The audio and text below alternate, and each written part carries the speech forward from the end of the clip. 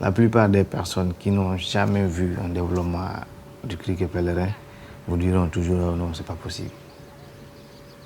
Mais il faut le voir pour comprendre le phénomène. Il faut voir une bande larvaire se développer. Il faut voir une population acridienne en accouplement et ponte. Il faut voir un essaim de criquet pèlerin se poser sur un espace, repartir quelques minutes plus tard et laisser des dégâts extrêmement importants. Quand on dit que le criquet pèlerin est un ravageur redoutable, les gens ne prennent jamais la mesure du phénomène. The Senegalese peasants are all too aware of the reality of this threat. Soda Silla is a farmer in central Senegal. Her livelihood depends on her groundnut field, but in one night it disappeared, and with it, all her hopes and dreams. Dem na ba bu bay na ko set ma dem ba bu ma dikkee gerte gi mi ngi yem sama wóom mu am ay fan rek njéeréer dugg ko ma continué di dàq di gas fu ne ma gas fa fu ne ma dàq fa mujj rek ma ne rek naa ko bàyyi léegi moom amatuma ci benn yaakaar ndax xam nga xel yi lekk nañ ko gerte gi commencé naa ci biir doom yi lax ma xam ne nag léegi dootu baax léegi. Senegal is not the only country experiencing raids from these crop-devastating insects. In the summer of 2004, a large part of West Africa and the Maghreb experienced one of the largest locust invasions in 15 years. Favorable climatic factors gathered for a doomsday scenario. Already in 2003, rainfalls were heavy in the Sahel region. What is good for crops is also good for locusts. They thrive on crops, then massively reproduce. A year later, in June 2004, locusts invaded Mauritania, Senegal, Mali, Niger, Chad and Burkina Faso. Nearly 10 million acres of land were infested. In Senegal, the first swarms moved around the northern part of the country. 1.2 million acres of land were hit, and at the worst time of the year, the sowing season. Specialized locust control services in Senegal and in neighboring countries were overwhelmed. Lack of means prevented them from eradicating the plague at its source. It was just too late. Nothing could stop a massive invasion. Worse, the locusts laid eggs and gave birth to a new generation of invaders.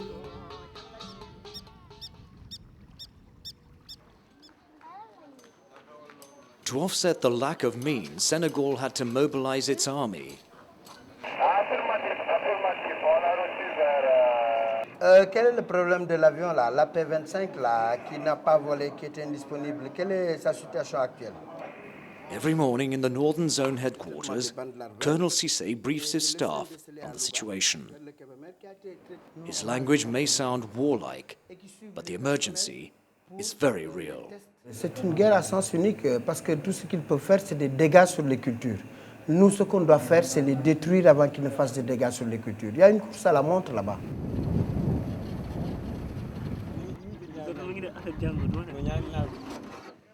Colonel Cissé's men traded their fatigues and weapons for masks and sprayers. They received only 24 hours training, but they remain very motivated. C'est une guerre, ça fait partie de la protection. Parce que les criquets, c'est comme des ennemis. Ça gâte tout, ça amène de la famine. The desert locust is a dreadful foe. In a single day, a locust can cover 100 kilometers and can eat the equivalent of its own weight in food. A medium-sized swarm can devour the same amount of food as 2,500 humans. Today, a number of the enemy have been defeated, but tomorrow there could be twice as many.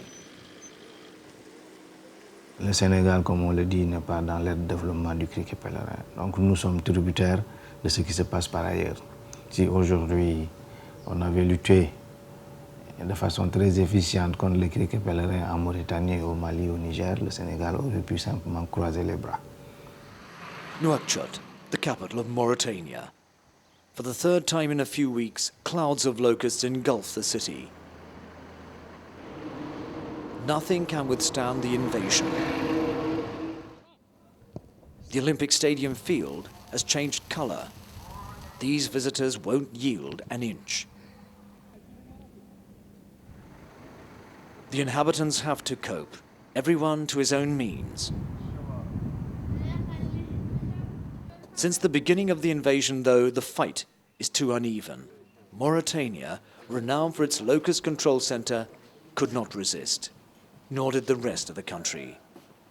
The means at their disposal never matched the size of the threat. Au début, on avait 15 équipes, on avait besoin de 60. Aujourd'hui, on a 30 et on a des besoins de 75. On avait besoin de 10 avions. Au début, on en avait un de l'armée nationale. Maintenant, on en a 3. Et on a besoin toujours de 10, voire 12. Est-ce qu'il y a eu un traitement au niveau de la draire? Moi, je te reçois très faible là-haut. Très faible, 2 sur 5. Tu prends en bloc. 7 days a week for more than a year now, Mohammed has been crisscrossing the Mauritanian desert to detect the slightest locust swarm or sign of larvae concentration. With approximately 4 million infested acres, Mauritania is the most affected country. It is not only a corridor for locusts from all neighboring countries, it is also an ideal habitat for their reproduction. Je peux bien dire que la Mauritanie, c'est un hôtel de 5 étoiles pour les criquets. With its dunes, its sparse vegetation and stillness, Mauritania is a paradise for locusts. As a solitary insect, the desert locust lives a harmless life. But should climatic conditions become favorable, locusts gather massively. Their reproduction capacity is phenomenal. A female can lay 50 to 100 eggs at a time. When locusts become gregarious, their color, morphology, and behavior change completely. At this stage, they become a natural weapon of mass destruction. In Mauritania, the consequences of the invasion are terrible for farmers as well as cattle breeders. Cette année, il n'y aura pas de mil, il n'y a pas de sorgho, il n'y a pas de niébé, il n'y a pas d'arachide au niveau de la Mauritanie. Pour les animaux aussi, il n'y a pas de pâturage, ni des arbres pour les chameaux et les chèvres, ni de la paille pour les vaches et moutons et ses consorts. For Mauritanian cattle breeders, the worst is yet to come. العام نحتسبوا أنه هو امتنع لنا عمان قاه نعود وقطينا ريناه اللي ترى ما فيه شكل الحيوان ولا يكلفنا بياسر من الحشر 200 وصلت كل كاره عندنا 200 ايش هامني مش هاي مواسي انا مرة ضعيفة ما عندي حل الا الرفض المشي مرقب ولا لا هنا نرتفع اللي انا فيه اللي مات واللي يحيى شريته باش نحشر وشي ما ريته له ما عندي النواس. This human and economic disaster could have been avoided. The international community was alerted. As soon as October 2003, the FAO issued a warning, but donors did not react. The result, a huge financial waste. C'est comme me disait mon collègue de l'OMS, il y a une crise de méningite quelque part, jusqu'à ce qu'on voit les enfants mourir, on n'intervient pas. Hein. Si on nous avait suivis dès le départ, on aurait éradiqué le mal très rapidement et ça aurait coûté 9 millions de dollars au lieu de 100 millions de dollars actuellement. Et c'est effectivement les bailleurs de fonds qui n'ont pas suivi parce que jusqu'au premier semestre de septembre de 2004, il y avait à peine 4 millions de dollars de reçus de la FAO. C'est-à-dire qu'il y a eu des engagements pris de part et d'autre, jusqu'à peut-être 20 millions, 24 millions de dollars, mais dans les caisses de la FAO, il n'y avait que 4 millions de dollars. We should have reacted earlier, but again, it's a phenomenon that not a lot of people are very familiar with. So when people say this could be the worst locust invasion that we've had in 20 years, what does that mean? I don't think anyone really understands what that means, except for a few scientists that study these things all the time. For donors that are being pulled to this disaster, that disaster, and for the world itself, I think it's not until it reaches a stage where people have to really comprehend what it means to the lives of people. Relief eventually arrived in October 2004. In St. Louis, USAID organized the charter of 6 planes and distribution of logistics equipment. Donors may have been slow to react, but they are not the only ones to be held accountable. Until 1989, a regional organization called Oklalav was in charge of control and prevention of the desert locust invasions. For many years, it was able to fight the plague, but probably too well. As the locust threat lessened, the African countries financing this organization reduced their contributions. Powerless and resourceless, Oklalav eventually became a mere name. In 1994, the FAO created a prevention and control program called IMPRESS. Once again, lack of funds prevented it from being implemented in the Western region. International support not being quick enough, the countries of North Africa intervened as soon as the invasion started.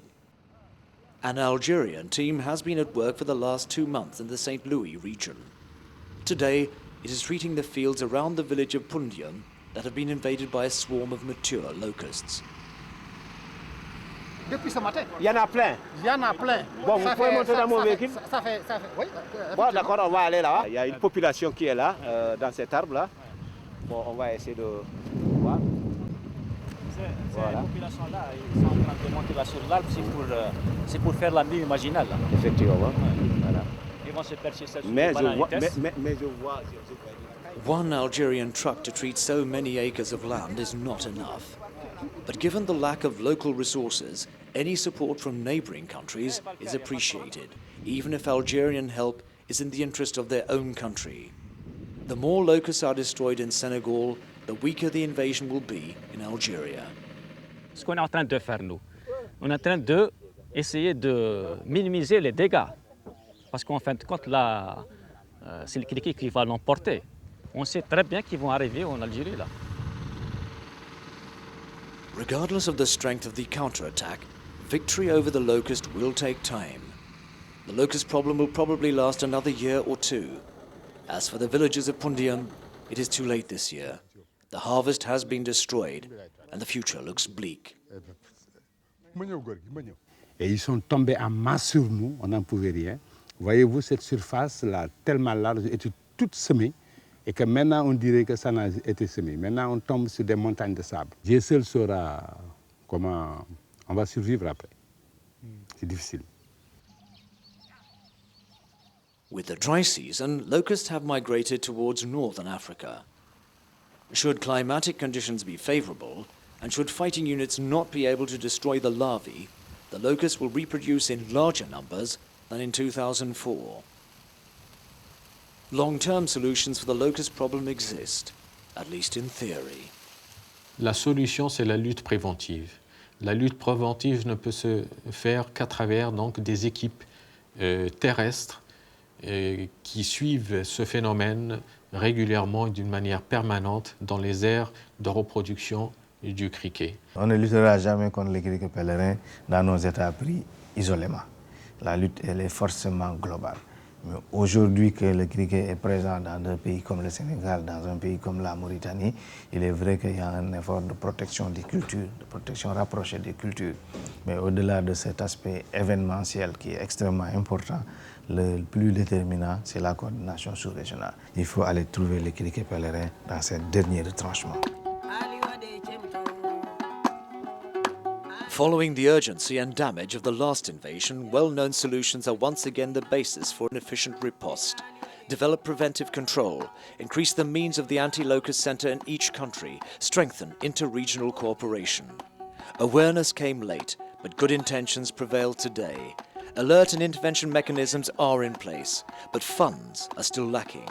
Without them, history may repeat itself, and Senegalese poets and musicians will have only God to call to their rescue.